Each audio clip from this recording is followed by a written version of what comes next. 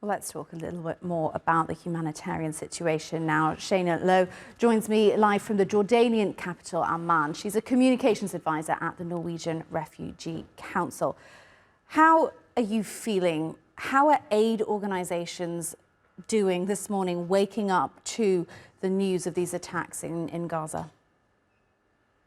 Good morning. Of course, we are deeply, deeply concerned and worried not only about our staff in Gaza, but of course the millions of Palestinians, 2.1 million Palestinians living there who have faced 15 months of active hostilities. Finally, were granted some reprieve with that ceasefire and now are incredibly worried about their future.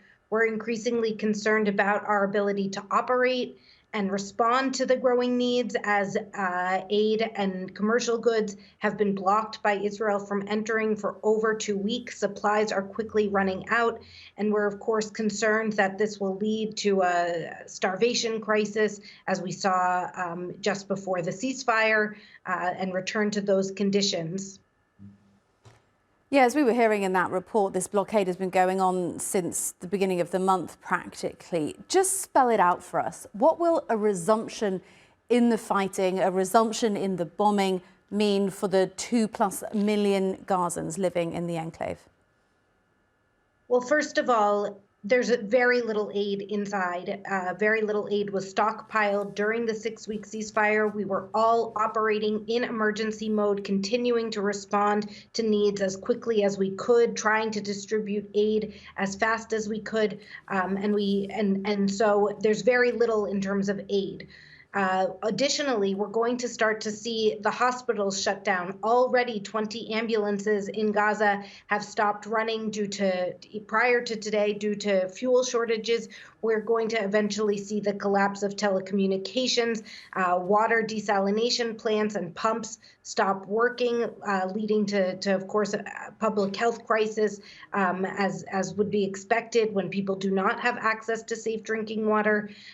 It's really, and then, of course, as hostilities continue, it becomes increasingly difficult for our teams to be able to move around, to reach people in need, and to provide the type of life-saving services that we're there to do.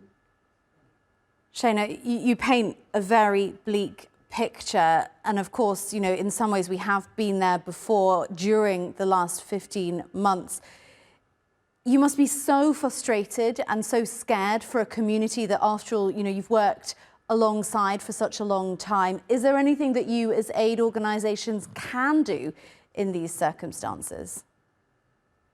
I think what we have to continue to do is call for the protection of civilians, call on the negotiators to return to the table to negotiate a return to the ceasefire and a permanent truce.